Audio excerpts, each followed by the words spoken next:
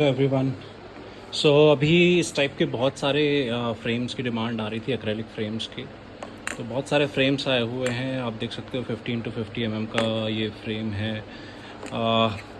Back side से कुछ ऐसा दिखता है, आप इसको अनस्क्रू कर सकते हो और अगर आप अपने स्टॉल वगैरह पे लगाओगे तो ये इसका लुक आने वाला है।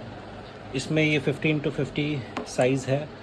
इसके अलावा आपके पास ये 2.5 into 2.5 का भी साइज़ मिल जाता है। एंड देन इसमें 3x2 दैट इज़ 80x53 वगैरह साइज़ भी आया हुआ है।